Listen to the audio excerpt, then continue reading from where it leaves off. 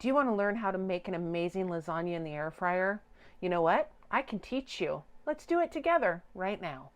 Welcome back, guys. Today we are going to make lasagna. How? In the air fryer, of course. Annie-smoking pot is all about ease, simplicity, yet delicious. As always, gotta heat some oil into a pan, right? I guess not as always. I guess it depends what we're cooking. A little bit of olive oil in that pan. Olive oil is going to invoke flavor. I found this amazing stuff at the grocery store. It's oven ready. Oven ready. That means no parboiling. It goes from here to there, just like that. We'll talk about that more in just a little bit. Garlic. Today I am using a garlic paste. You can use minced garlic. You can use whole garlic cloves that you squish into that little thingy that you have into the pan. Whoop. And of course, onion. You gotta have onions in your lasagna, right? Let's put that in there. I say it every time and I'm gonna say it again. As always, description below, right next to that subscribe button. See this little box next to it that says little word, more. Click on that. Whole recipe right there. This comes as a suggestion from Robin Jones. She is a recent subscriber who has been following me for a little while now. She requested I make lasagna in the air fryer. So I said, you know what? Let's do it. Ooh, I'm gonna turn that down just a little bit. Once you can smell it, then you know it's cooking. Hamburger.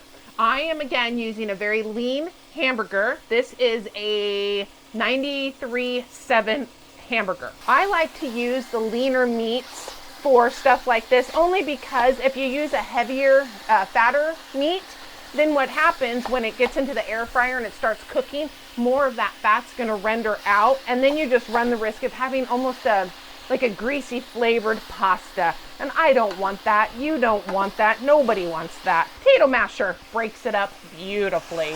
When you're making a layered dish, whether it be lasagna or even just spaghetti, doesn't even have to be a layered dish. Anytime you're making any kind of a meat sauce, you don't want big chunks in a bite. You want it broken up so that it's evenly distributed throughout your meal. Unless you're making meatballs, of course. Meatballs, you want the big chunk of meat, right? The reason this is going to be so quick and easy is because, like I said, we're using oven-ready pasta, but we're using the air fryer. Oh, it's coming along beautifully.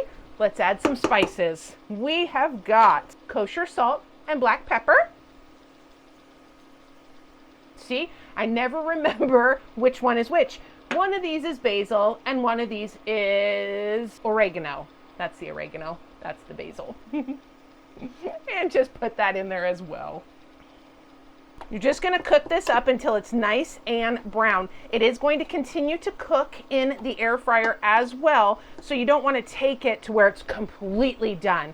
But you do want to get close because not too many people like pink in their hamburger. You do want to cook it through. This is going to be so quick to throw together. As always, thanks for joining. I hope you're enjoying this episode. Episode. I don't know. Never did get an answer on that, if it's a video or if it's an episode. Whatever it is, I hope you like it. I hope you give it a thumbs up if you do. Be sure to subscribe.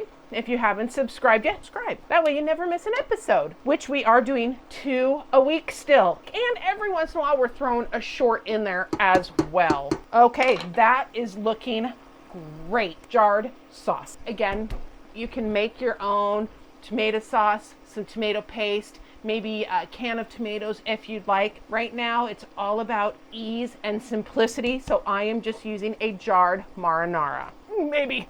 Oh, I'm going to start with half the jar, and then we'll go from there, because I might not need it all. I'll show you what we're looking for as far as consistency goes.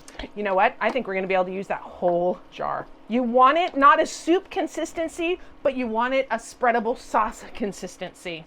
That is some good smelling marinara. I really like that. Once we get that all mixed in, go ahead and just turn off that heat. We are done cooking. Now we're going to start building. Now add your fresh parsley. That way it'll get the flavor in there. It'll start to not wilt, but it will cook up just a little bit. If you do it at the beginning, it gets all wilty and kind of slimy and ugh. If you don't like red meat, use ground chicken. Use ground turkey. You could even use ground pork. That would be amazing as well. All right, should we start building my lovely little pan? I've lined it with foil to make it easier when it's all done to be able to just pull it out of this pan. In theory, a little bit of oil into the pan, just a little bit to kind of help keep it from sticking. You can also just use a nonstick spray if you'd like. I happen to not grab mine out of the cupboard. My cupboard gets buried when we're filming because I live in a tiny home. So you know what? Oil it is. Step 1, first layer, sauce. Just kind of spread it out just like that. Doesn't have to be perfect. This is just kind of your base layer, I guess is what we would call it. Then our lovely little pasta sheets, which I'm hoping fit in there. Oh my gosh, they do. Look at that. Oh, it fits in there perfectly.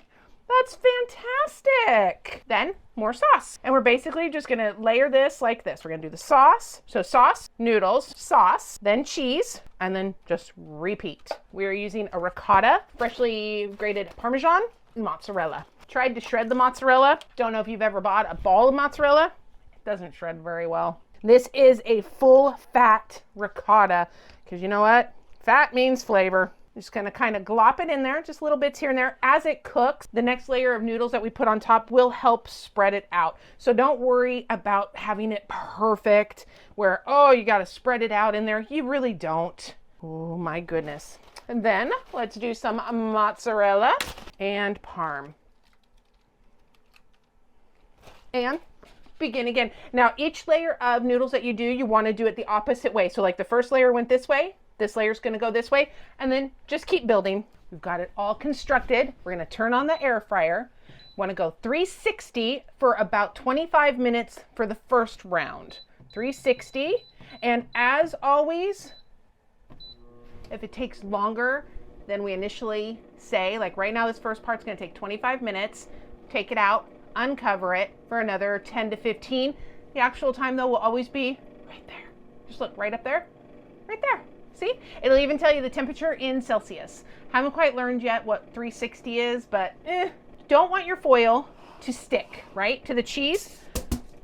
Oil, or again, use your nonstick cooking spray if you have that. Now, I do know that there are some people also that choose to cook it uncovered first and then cover it at the end, but I find doing it this way, it's going to steam it up more, especially because those are oven ready noodles. This is going to help get a little bit of steam in there to help cook those noodles up even a little bit more for you. All right, let's go ahead and get that put in there. Ooh, will it work? Like a glove, except for that part right there. You want to make sure that that foil is down on there really well. It could get sucked up into there and you don't want that to happen. So just make sure it's on there nice and secure. In it goes. 25 minutes and I'll see you back here. 25 minutes, done. Let's take a look. All right, we've got that part done. We're gonna go ahead and take your foil off. Put it back in there. We're gonna go 360 again for about 15 more minutes. We just want it to brown up that cheese now. I will look at it after the 15 and see if we need to go a little bit longer, but I think 15 is gonna be just perfect. So I'll see you again, 15 minutes. There we have it. I've taken it out of the pan. Believe me, that wasn't something you wanted to see. It did not go nearly as smoothly as I thought with the foil. Heavy duty foil is the way to go. You can also just slice it and serve it directly from the pan if you've got a different pan. My pan's just really deep and it wasn't gonna be pretty. But let's go ahead and slice into that and see what we're working with. Look at how beautiful that turned out. And by letting it rest, all that juice, everything solidified in there. So this should work. Oh, this is going to be so downright delicious. There we have it. How about some beautiful garlic knots to go along with that? Air fryer lasagna, 25 minutes, uncover, additional 10 minutes, let rest for 20. You've got enough to feed a family. Leftovers, whatever you want to do with it. As always, thanks for watching another episode. Until next time, bye.